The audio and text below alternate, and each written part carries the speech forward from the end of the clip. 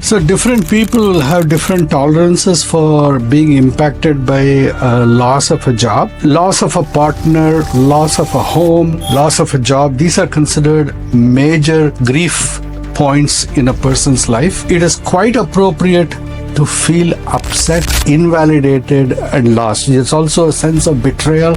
People who have worked for an organization for long periods of time may feel that they were used and thrown. At some point, you have to ask, is my indulgence in this grief preventing me from actually moving forward in life? Let me put this very clearly. Sometimes, for a large number of people, this may be a great opportunity to start your own business, to start your own gig. How do they actually go from being stuck to strong? I have an exercise that I do for myself. I call it the time machine exercise. So the time machine exercise begins with you sit down in a position of comfort in a distraction-proof environment and visualize your emotions when you got that letter that fired you.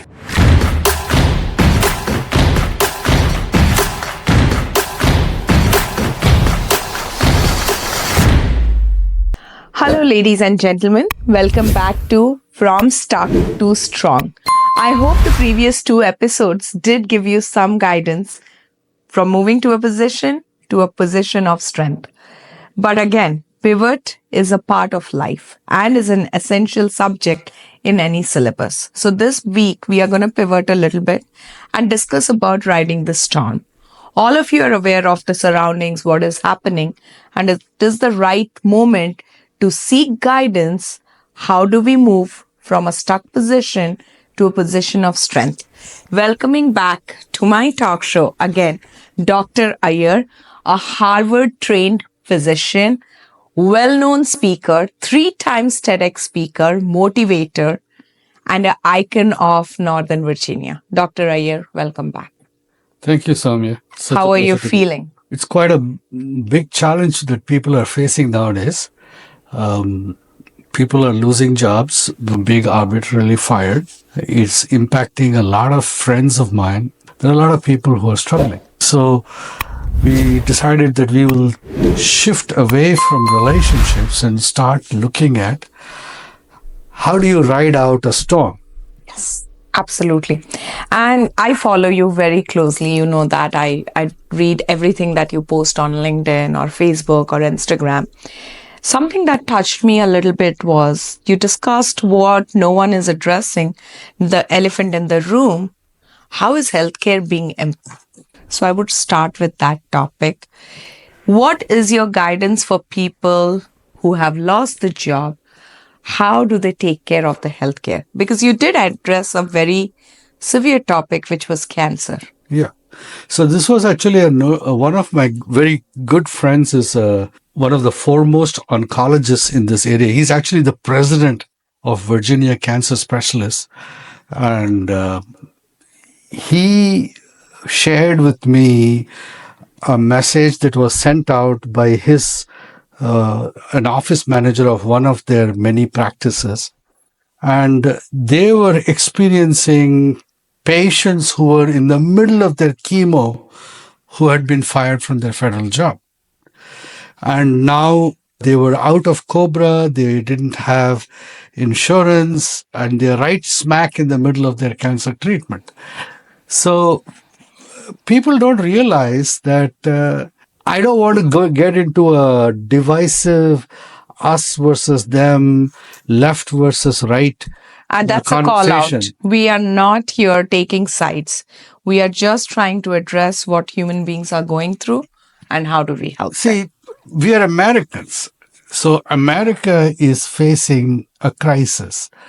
And the crisis is one of how do you move forward in the 21st century, be productive, be successful?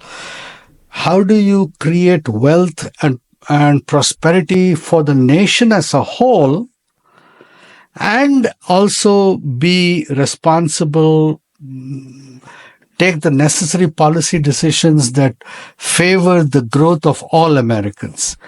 And what is happening is, I think there is a one-sided approach in solving problems that is having some heavy costs.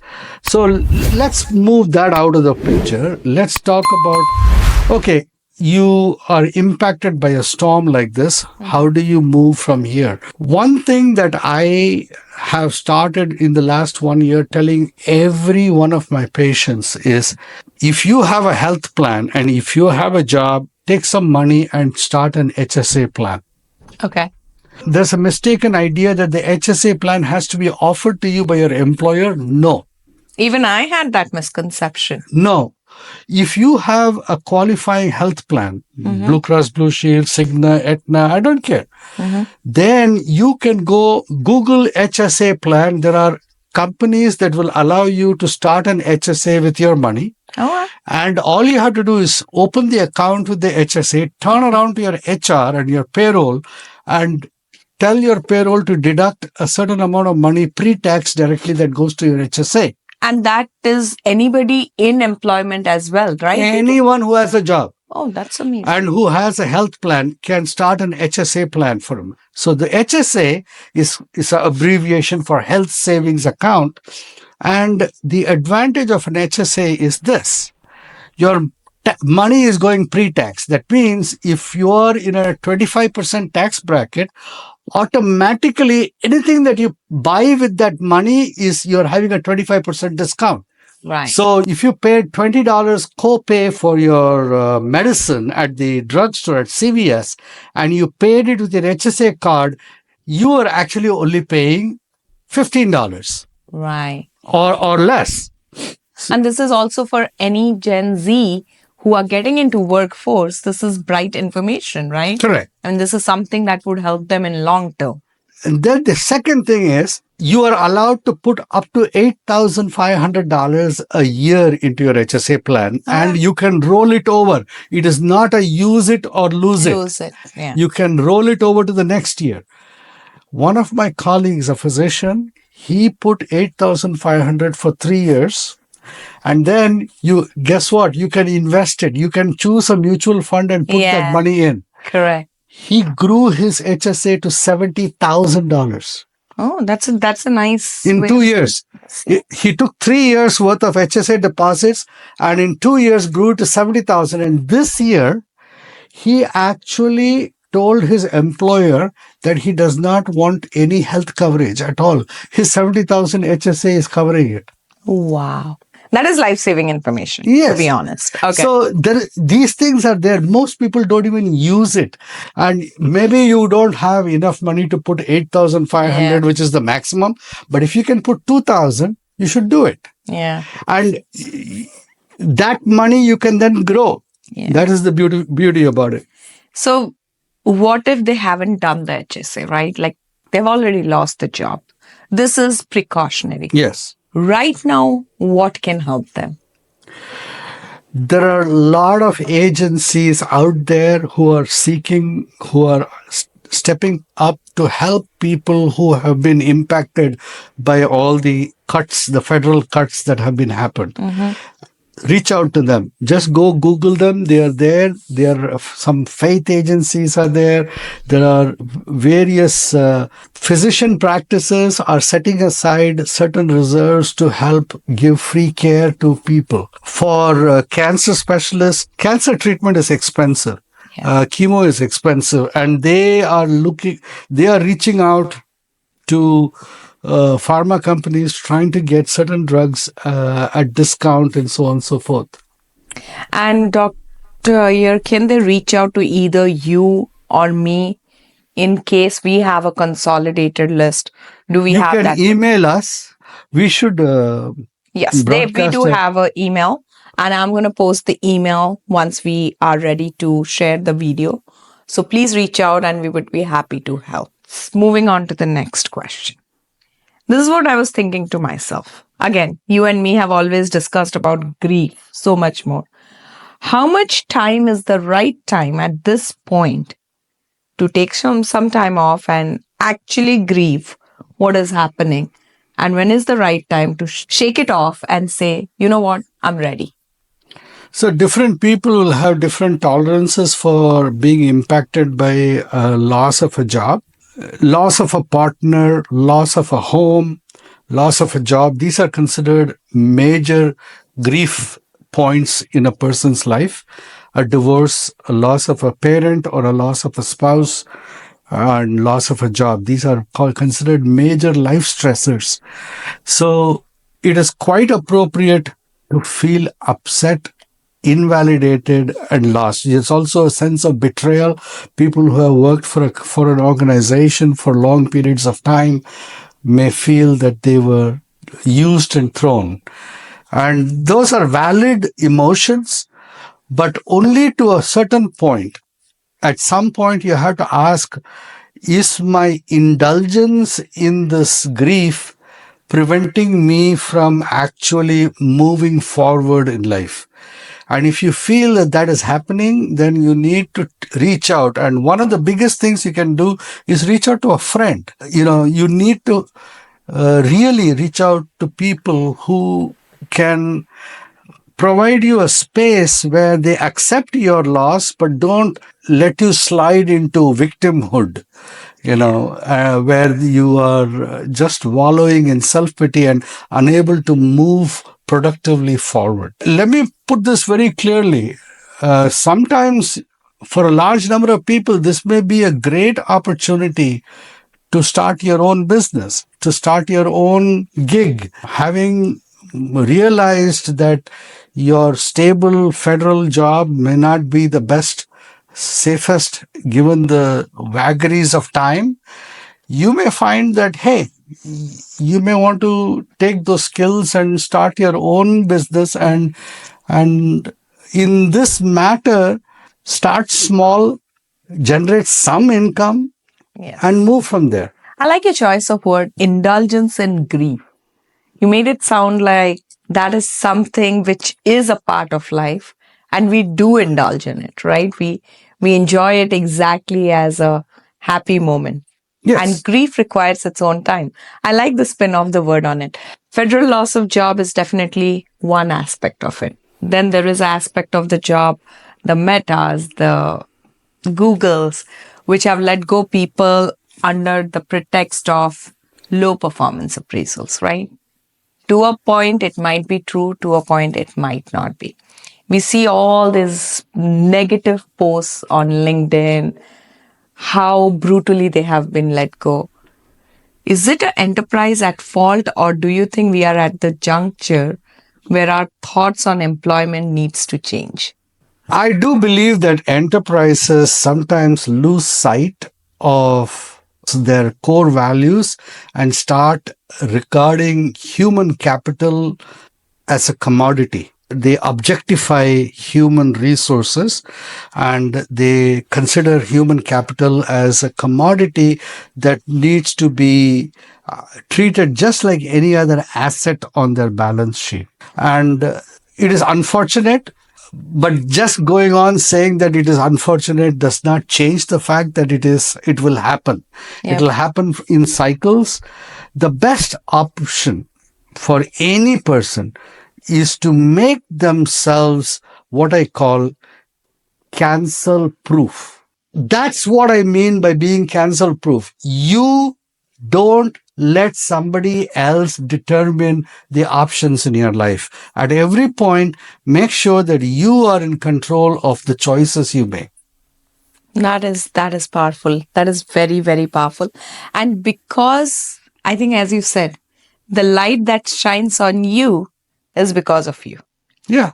And that is so true. And everybody who is going through something, definitely reach out to us, either one of us, and we'll make sure you're heard. Dr. Iyer, as you and me had discussed, we are also planning a anonymous line. If someone wants to stay anonymous and just share with us, we are going to accept that, right? Yes. So just so you know, you have two people who are ready to hear, and we do understand what you're going through because empathy is something that both Dr. Iyer and me operate. I'll ask you one last question for this week. How do they actually go from being stuck to strong? What are the teeny tiny things that they can incorporate in their personal life, including navigating family life? Because this is the testament. I was just thinking about it. I have an exercise that I do for myself. I call it the time machine exercise. I do it whenever I get stuck and or something really upsetting happens. And I did it, for example, when the TED talk was taken down and I felt invalidated. I suddenly felt cancelled. I felt embarrassed. So the time machine exercise begins like this. Something upsets you. Let's say you got a pink sheet, you got a letter saying that we are firing you because of low performance. It doesn't matter whether it's true or not, but just by seeing that on paper, you feel, damn, like I just got a rave review and now they are telling me low performance. It feels insulting. So the time machine exercise begins with you sit down in a position of comfort in a distraction proof environment and visualize your emotions when you got that letter that fired you. Then experience the anger, betrayal, all of that very vividly as an experience. Don't get caught up in an interpretation and an analysis, just as an experience. Experience the sorrow and the anger, the frustration, whatever. Then go to the morning before you got that letter. Experience how you felt waking up that morning. You have not yet gotten that letter. Recreate that moment where you had completely different. You got up that morning expecting to go to the job and do a good job and so on and so forth. Go back a few more hours or a day or two and keep going back until you get to a point on your timeline where you felt so totally great. And at that moment, you stand at that timeline and look at this job that just fired you and fire the job. Wow. Give that up.